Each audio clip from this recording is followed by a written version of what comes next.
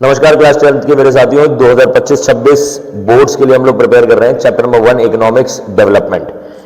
पहले तो आप लोगों ने देखा होगा कि मतलब 2026 का जो बोर्ड पैटर्न है वो पूरी तरीके से चेंज हो चुका है। क्लास 10th के अगर आप लोगों ने सैंपल पेपर्स देखे होंगे तो आप लोगों को देखने को मिलेगा कि अब जो क्वेश्चन पेपर है वो पूरी तरीके से डिवाइड हो चुका है बिटवीन 4 पार्ट्स, है ना। Section A, section B, then section C and then section D. अब जो है वो ये डिवाइड हो चुके हैं सब्जेक्ट वाइज। सेक्शन ए आप लोगों को हिस्ट्री देखने को मिलेगा, ठीक है, then politics and geography and then उसके बाद इकोनॉमिक्स, ठीक है।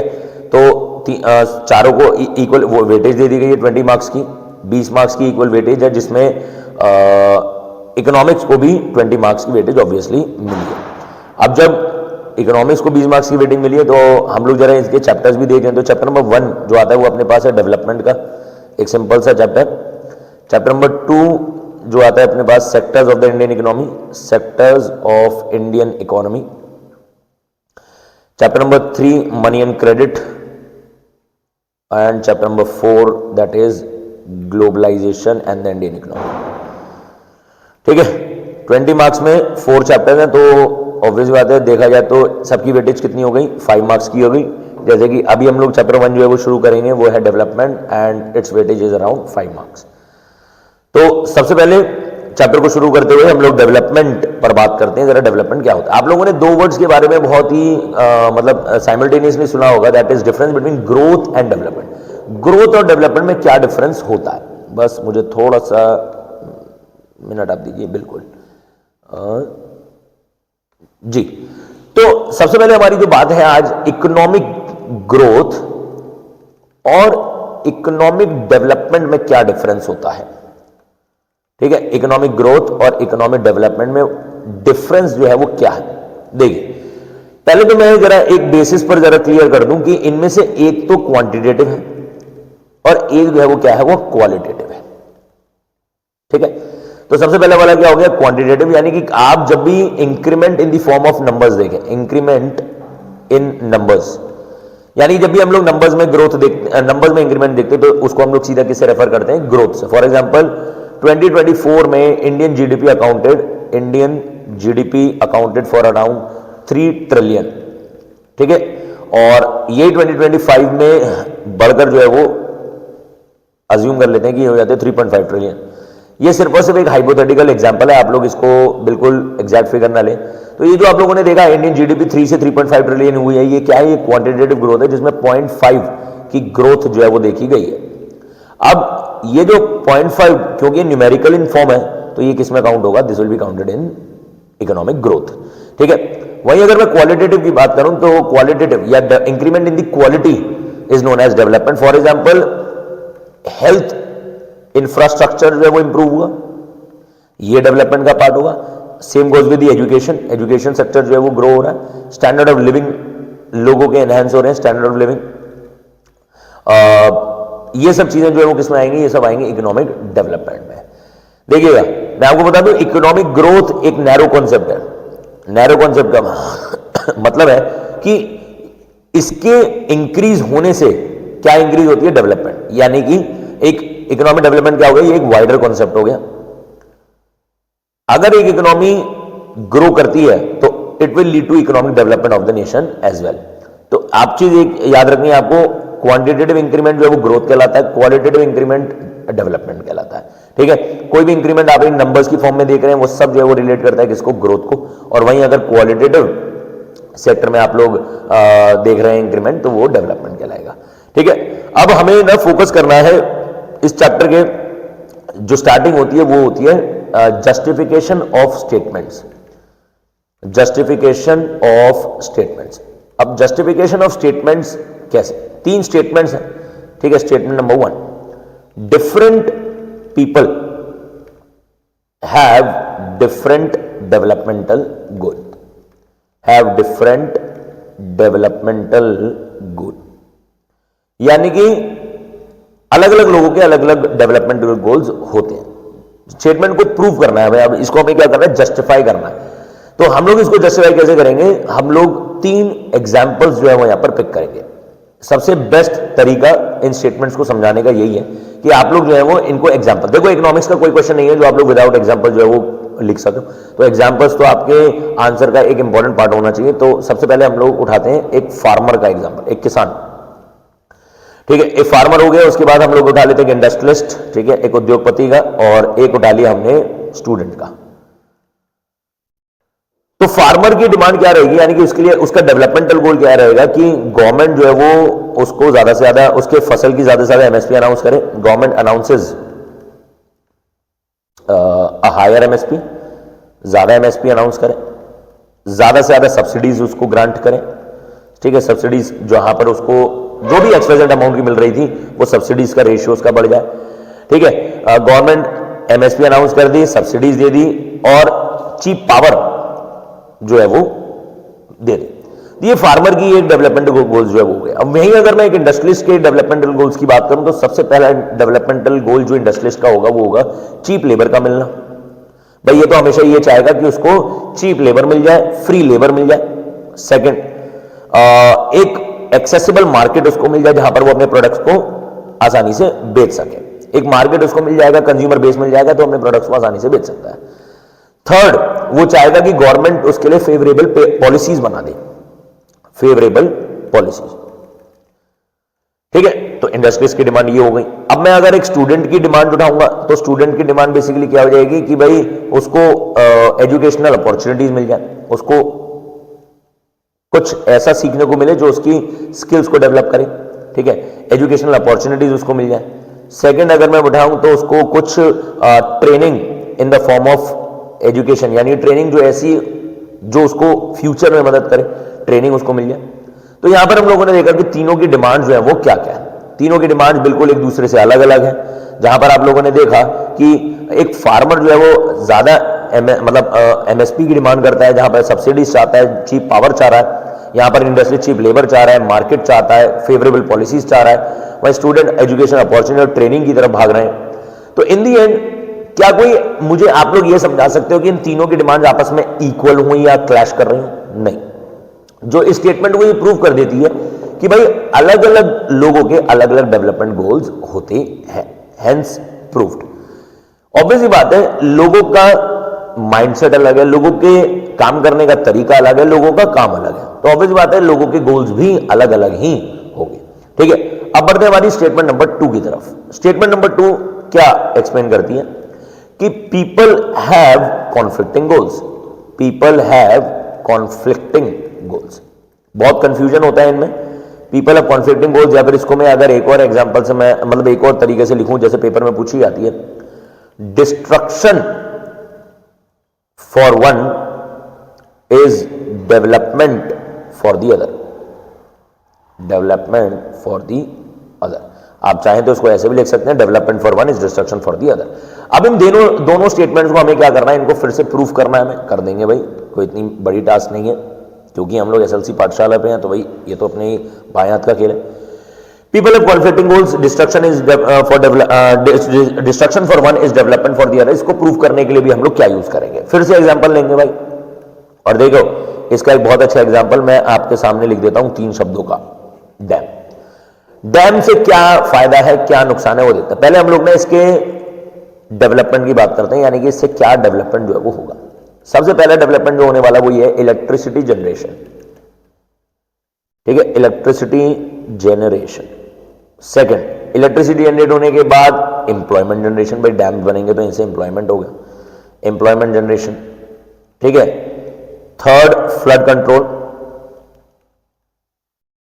ठीक है, फ्लड कंट्रोल हो गया। फोर्थ, इससे रिक्रिएशनल एक्टिविटीज को बढ़ावा मिलता है, रिक्रिएशनल एक्टिविटीज, जिससे एक अच्छा इनकम सोर्स बनता है। तो डैम्स के ये तो डेवलपमेंट है। वहीं डैम्स की डिस्ट्रक्शन क्या है, डिस्ट्रक्शन की बात करें तो भैया इससे बड़े स्केल पर डिफोरेस्टेशन होता है, क्योंकि डैम्स बनाना एक बड़े स्केल में बनाएंगे तो इससे डिफोरेस्टेशन होना ही होना है, डिफोरेस्टेशन होगा। सेकंड, इसके साथ साथ क्या और देखा जा सकता है, huge displacement of people, huge displacement of people, ठीक है, ह्यूज डिस्प्लेसमेंट ऑफ पीपल हो गया। थर्ड, आप इसको ये भी ले सकते हैं कि नेचुरल कैलामिटीज को बढ़ावा जो है वो इनसे मिलता है, जैसा जैसा अर्थक्वेक, फ्लड्स। अब इलेक्ट्रिसिटी जनरेशन जब भी होगा, ठीक है, तो ये कहां पर पहुंचने वाला है? इसकी इलेक्ट्रिसिटी अर्बन एरियाज में पहुंचेगा, ठीक है। और जब ये डैम बनाया जाएगा तो इससे ह्यूज डिस्प्लेसमेंट ऑफ पीपल होगी, इससे मासिव स्केल पर लोग जो है वो डिस्प्लेस किए जाएंगे। तो भाई एक के लिए तो ये डेवलपमेंट हो गया और वहीं दूसरे के लिए क्या हो गया? ये डिस्ट्रक्शन हो गया। इसीलिए कहा जाता है कि लोगों के गोल जो है वो कॉन्फ्लिक्टिंग भी हो सकते हैं, या फिर मैं ये कह सकता हूं कि एक का डिस्ट्रक्शन है तो दूसरे का वो डेवलपमेंट है। एक छोटे से एग्जांपल से हमने इसको समझा दिया, डैम के एग्जांपल से, ठीक है। अब आते हैं जरा स्टेटमेंट नंबर 3 पर। People look at mix of goals, ठीक है। लोगों के जो गोल्स होते हैं वो कैसे? मिक्स ऑफ गोल्स है, यानी कि they do not go for only one goal. उनके एक गोल नहीं होते, उनके मिक्स ऑफ गोल्स होते हैं, यानी कि वो एक गोल को अचीव करके नहीं होंगे। फॉर एग्जाम्पल, अगर मान लेते हैं कि मिस्टर श्याम एक इंजीनियर है, ठीक है, एक इंजीनियर है, इसको अच्छे से समझते हैं, एक इंजीनियर है। उनसे अगर आप पूछोगे कि भाई मिस्टर श्याम जी आपकी क्या डिमांड है, तो हमेशा आपको एक चीज समझाएंगे, हाई इनकम। ऐसा ही है, यानी कि उनकी एक प्रायोरिटी, यानी कि एक डिमांड जो रहने वाली है, दैट इज हाई इनकम। वो चाहेंगे कि भैया उनको ज्यादा से ज्यादा इनकम जो है वो मिल जाए। मान लेते हैं कि मिस्टर श्याम को ऐसी जॉब जो है वो मिल जाती है, दैट टू इन बैंगलोर, ठीक है, बैंगलोर में उनको जॉब मिलती है, ठीक। अब बैंगलोर में उनको जॉब मिल गई जहां पर उनको 2.5 लाख रुपीज पर एनम जो है वो, सॉरी पर मंथ जो है वो कमा रहे हैं। 2.5 लाख रुपए पर महीना उनकी जॉब है, जहां पर उनके पास भैया उनका ये जो गोल था, उनकी इनकम उनको फुलफिल हो गई।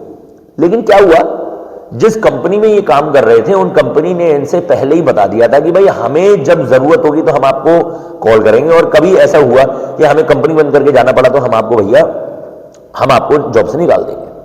यानी कि इनके पास जॉब सिक्योरिटी नहीं है, ठीक है, कोई बात नहीं।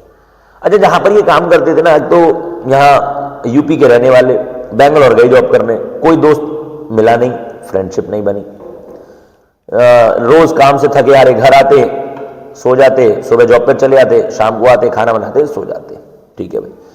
अच्छा, जब भी ये कोई अच्छा काम करते ना, इनको कोई अप्रिसिएशन नहीं मिलती, यानी कि इनको रिकॉग्निशन ही नहीं मिलती, यानी कि जो बढ़िया काम होता वो इनका जो बॉस था वो सारा क्रेडिट ले जाता, इनको कुछ मिलता ही नहीं भाई, रिकॉग्निशन ही नहीं मिलती। अच्छा, धीरे धीरे इनको काम बोरिंग लगने लगा और इन्होंने मतलब बस ये मजबूरी के लिए काम करने लगे, क्योंकि भैया इनके लिए तो ये 2.5 लाख रुपए पर महीने बड़े इंपॉर्टेंट थे। तो मेरा क्वेश्चन है कि क्या एक व्यक्ति का गोल सिर्फ इनकम हो सकता है? सॉरी, ऐसा नहीं है। वो इनकम होगा, लेकिन वो इनकम के अलावा और भी कई सारे गोल्स को तरफ देखता है। इसको समझाने के लिए ना हम लोग क्या करेंगे, एक ना टेबल जो है वो बनाएंगे। इस टेबल में जो सबसे पहले एक इंसान की जरूरत होती है वो होती है उसकी बेसिक नीड्स, जिसमें आता है आपके पास रोटी, कपड़ा, मकान, ठीक है। जब उसकी ये नीड पूरी हो जाती है तब वो जाता है किसकी तरफ? सेफ्टी एंड सिक्योरिटी की तरफ। यानी कि वो देखता है कि भाई मुझे एक सेफ जॉब मिल जाए, एक सिक्योर जॉब मिल जाए, मेरी परमानेंट जॉब जो है वो लग जाए। धीरे धीरे फिर वो जाता है सोशल नीड्स की तरफ, यानी कि वो देखता है कि भाई मुझे फ्रेंडशिप, लव, अफेक्शन, ऐसी कुछ क्वालिटीज मिल जाए।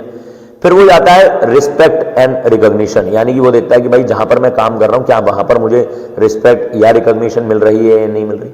और फिर लास्ट आता है सेल्फ एक्चुअलाइजेशन नीड्स, जहां पर वो ये सोचता है कि भाई क्या मैं वो काम कर रहा हूं जो मुझे करना चाहिए। अगर आप लोगों ने 3 इडियट्स देखी होगी, 3 इडियट्स, तो मैं उसमें एक कैरेक्टर की बात करता हूं। मैं चाहता हूं कि आप लोग उसमें कमेंट सेक्शन में मुझे पिन करें कि उसमें एक कैरेक्टर होता है जिसे ना फोटोग्राफी करने का बड़ा शौक होता है, लेकिन उसके फादर जो है वो इंसिस्ट करते हैं नहीं तो इंजीनियरिंग कर, नहीं तो इंजीनियरिंग कर, नहीं तो इंजीनियरिंग कर। जिस दिन उसकी जॉब का इंटरव्यू होता है तो वो जॉब इंटरव्यू देने से मना कर देता है और अपने पापा से ये कन्फेस करता है कि भाई मुझे इंजीनियरिंग नहीं करनी और मुझे फोटोग्राफी करनी है। लेकिन वो क्वेश्चन तो ये है कि भाई फोटोग्राफी क्यों करनी है उसे? भाई ये उसका पैशन है। क्या है? ये उसका पैशन है। वो इंजीनियरिंग कर लेता, वो जॉब भी कर लेता, वो पैसा भी कमा लेता, लेकिन फिर वही वाली बात है कि भाई वो खुश नहीं होता उसमें, वो उसका पैशन नहीं था, फोटोग्राफी उसका पैशन था और उसने वो किया। तो एक इंसान के लिए सिर्फ और सिर्फ इनकम उसका गोल नहीं हो सकता, इनकम के साथ साथ वो safety and security, social need, respect और सेल्फ एक्चुअलाइजेशन नीड्स भी अपनी पूरी करेगा। अब जैसे मान लेते हैं कि विराट कोहली है, Virat Kohli one of the finest cricketers that cricket has ever got, ठीक है। अब विराट कोहली जैसा आदमी भाई जिसके पास पैसे की कोई कमी नहीं है, वो क्या चीज चाहता है? वो सिर्फ और सिर्फ सेल्फ एक्चुअलाइजेशन। क्या वो चीज कर पा रहा है जो उसे, जिसके लिए वो आया था क्रिकेट में, क्या वो कर पाता है? नहीं, ये उसका सेल्फ एक्चुअलाइजेशन है। आई होप आपको ये तीनों स्टेटमेंट जो है वो समझ में आई होंगी। अब हम बढ़ते हैं हमारे वीडियो का नेक्स्ट पार्ट पर, जो कि क्या है, that is comparison between country. बहुत ही इंपॉर्टेंट टॉपिक, पेपर में कई बार पूछा गया है। मैं चाहता हूं कि आपकी अटेंशन जो है वो सिर्फ और सिर्फ यहां हो और कहीं ना हो। Comparison between countries, comparison between country. देखिए, जब भी हम लोग डेवलपमेंट की बात करते हैं, ग्रोथ की बात करते हैं, तो it is always in terms of countries. अब हमें क्या करना है? कंट्रीज को कंपेयर करना है। कंट्रीज को कैसे कंपेयर करें, ये एक टास्क है। कंट्रीज को कंपेयर करने, देखो जब भी हम लोग कंपैरिजन करते हैं तो ऑब्वियस बात है, हम लोग हमेशा क्वांटिटेटिव फॉर्म में ही कर सकते हैं, क्वालिटेटिव में नहीं कर सकते। क्वांटिटेटिव एस्पेक्ट्स हमें चुनने पड़ेंगे जिसमें हम लोग कंट्रीज को कंपेयर करें। तो हमारे पास जो सबसे पहला मेथड आता है दैट इज टोटल इनकम। ठीक है, टोटल इनकम। टोटल इनकम ले लेते हैं हम लोग। चलो हम लोग एग्जांपल ले लेते हैं country A and country B का। कंट्री ए और कंट्री बी है, ठीक है। यहां पर हमने अज्यूम कर लिया कि यहां की पॉपुलेशन जो है वो कितनी है। यहां की population is around hypothetically 1000 people, ठीक है। और यहां की पॉपुलेशन हमने लोग ले ली, यहां पर ले ली हमने 800 पीपल। अब क्वेश्चन ये है कि भाई यहां की टोटल इनकम कितनी है और यहां की टोटल इनकम कितनी है। मैं कह देता हूं कि भाई यहां की total income is around 10 lakh rupees, ठीक है, 10 लाख रुपीज। और यहां की टोटल इनकम जो है वो हमने मान ली that is around 7 lakh rupees. अब इस हिसाब से तो भैया कंट्री ए डेवलप्ड है, कंट्री ए को हम लोग सुपीरियर मानेंगे। क्यों? क्योंकि भैया इसकी टोटल इनकम ज्यादा है। इसकी टोटल इनकम सिर्फ 7 लाख थी तो हमने इसको नहीं माना। लेकिन क्या ये एक सही इंडिकेटर है? क्या ये एक सही क्राइटेरिया है कंट्रीज को कंपेयर करने का? भाई टोटल इनकम से आप लोग सिर्फ यही तो पता लगा पा रहे हो कि कंट्री ए और कंट्री बी के लोग जो है वो एग्रीगेट में कितना कमाते हैं। लेकिन अगर मुझे सिर्फ, अगर इनकम को मैं उठा ही रहा हूं और इनकम में चाहता हूं कि मैं उसको टैली निकालूं ईच सिटीजन के हिसाब से, तो मुझे क्या करना पड़ेगा? इसका एक एवरेज लेना पड़ेगा। यानी कि मैं क्या कैलकुलेट करूंगा? एवरेज इनकम, ठीक है। एवरेज इनकम जिसका दूसरा नाम है per capita income, per capita income,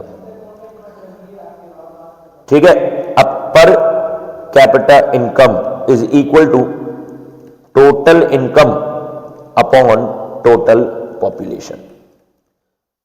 यानी कि कंट्री की जितनी टोटल इनकम है उसको अगर मैं डिवाइड कर दूं टोटल पॉपुलेशन से, तो मुझे एक एवरेज पता लग जाएगा कि भैया पर कंट्री में या पर ईच सिटीजन जो है वो कितना रुपया कमा रहा है। जैसे अगर मैं यहां पर कंट्री ए का अगर मैं डेटा उठाऊं, जैसा कि मैंने ऊपर लिखा था कि उसकी टोटल इनकम थी 10 लाख रुपीज, ठीक है, और पॉपुलेशन थी कितनी? 1000 रुपीज। तो ये निकल के आ रही है कि यहां का कंट्री ए का पर कैपिटा इनकम जो है वो कितनी है? 1000 रुपीज पर सिटीजन है,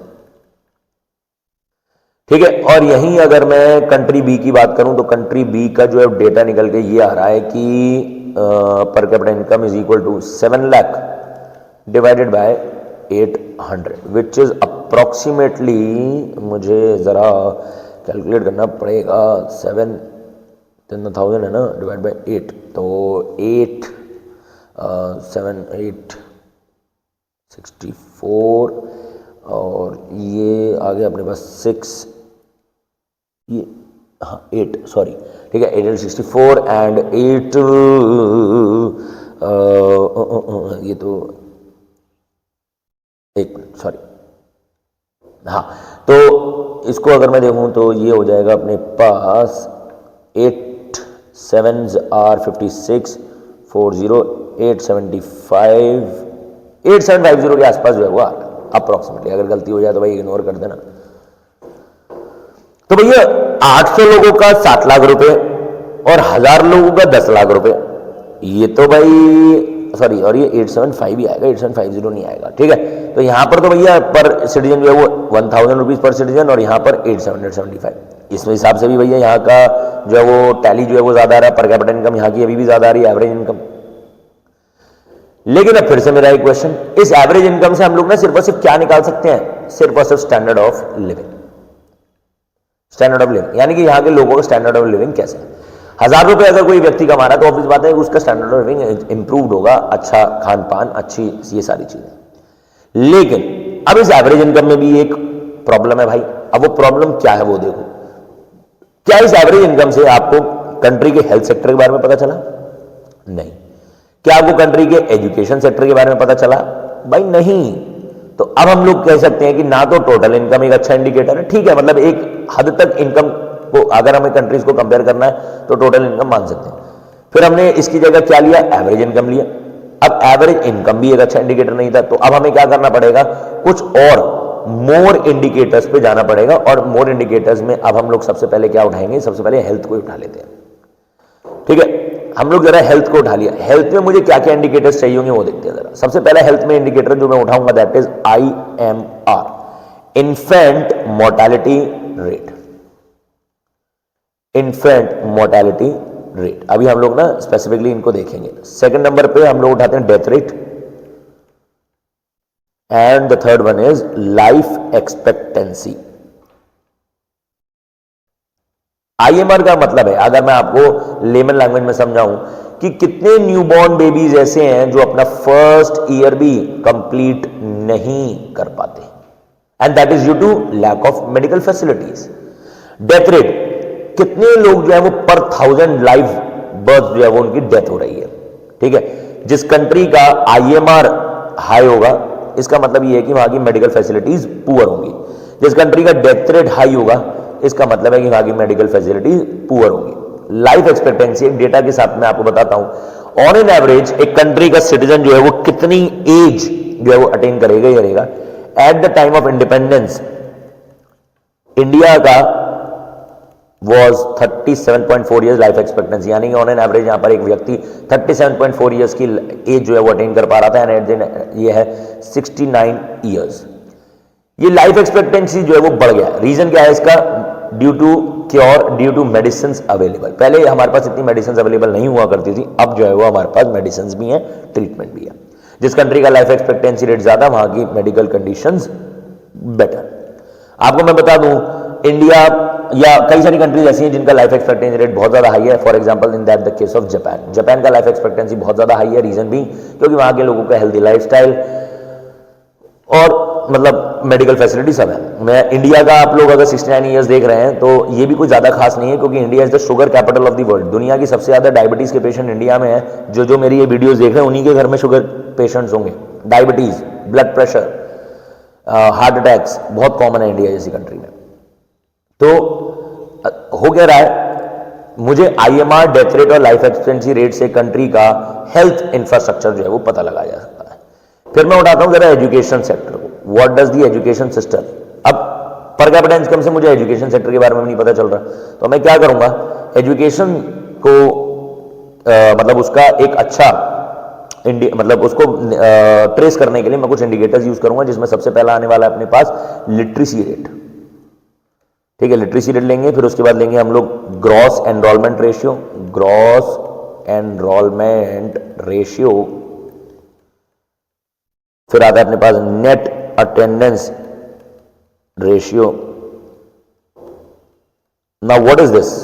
लिटरेसी रेट, कितने बच्चे ऐसे हैं जो 7 ईयर्स प्लस और एक लैंग्वेज में उन्हें लिखना और पढ़ना आता है, वो क्या कहलाते हैं हमारी कंट्री में? लिटरेट कहलाते हैं। जिस कंट्री का लिटरेसी रेट ज्यादा उस कंट्री की एजुकेशन फैसिलिटीज ठीक है, गुड। हमारी कंट्री में कई सारी स्टेट्स ऐसी हैं जो क्लेम करती हैं कि हाँ हमारे पास 100% लिटरेसी रेट है। For example that of Kerala, Tamil Nadu, Assam, ये सब स्टेट्स हैं जो 100% लिटरेसी क्लेम करती हैं। ग्रॉस एनरोलमेंट रेशियो, यानी कि आपकी कंट्री में कितने 14 to 15 ईयर्स के स्टूडेंट्स ऐसे हैं जो एजुकेशनल इंस्टीट्यूशंस में एनरोल्ड हैं। ठीक है, एजुकेशन इंस्टीट्यूशन में एनरोल्ड है। जितना GER ज्यादा होगा उतना मेडिकल एजुकेशनल कंडीशंस अच्छी होंगी। वही नेट अटेंडेंस रेशियो बेसिकली क्या है? इट रेफर्स टू कि कितने 14 to 15 ईयर्स के बच्चे हैं जो एजुकेशन इंस्टीट्यूट में रजिस्टर्ड भी हैं और रेगुलर अटेंडीज हैं। सिर्फ नाम लिखवाने से कुछ नहीं होता, रेगुलर अटेंडीज का होना भी उतना ही ज्यादा जरूरी होता है। जिस कंट्री का लिटरेसी रेट, जिस कंट्री का ग्रॉस एनरोलमेंट रेशियो, जिस कंट्री का नेट अटेंडेंस रेशियो हाई होगा, कुल मिला के उसका एजुकेशन सेक्टर जो है वो ब्लूम कर रहा है या वो अपने सबसे बेस्ट पोजीशन पर है। आई होप आपको ये इंडिकेटर समझ में आए होंगे। तो जरूरी नहीं है कि पर कैपिटा इनकम एक अच्छा इंडिकेटर हो। पर कैपिटा इनकम के अलावा हम लोग कई और इंडिकेटर्स पे जो है वो हम लोग जा सकते हैं, specifically that of the health and education. अब मैं आपके सामने ना एक यहाँ पर डेटा जो है वो पेश करूंगा, जिससे आप लोग समझेंगे कि क्या कितना इंपॉर्टेंट होता है ये। मुझे बस कुछ सेकंड्स दीजिएगा आप लोग।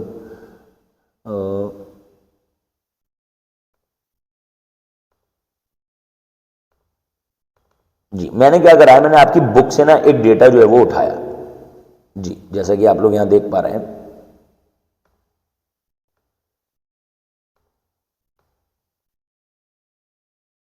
जी, तो आपकी बुक में ना आपको ऐसा कुछ डेटा जो है वो आपको नजर आएगा। ठीक है, जैसे कि आप लोग देख पा रहे हैं टेबल जो 1.3 है, टेबल 1.3 पूरी तरीके से मतलब पर कैपिटा इनकम को हाईलाइट करिए, जहां पर हरियाणा की पर कैपिटा इनकम लगभग 2,64,000, केरला 2,34,000 एंड बिहार इज 47,498। कुल मिला के यहां पर मैं समझ पा रहा हूं कि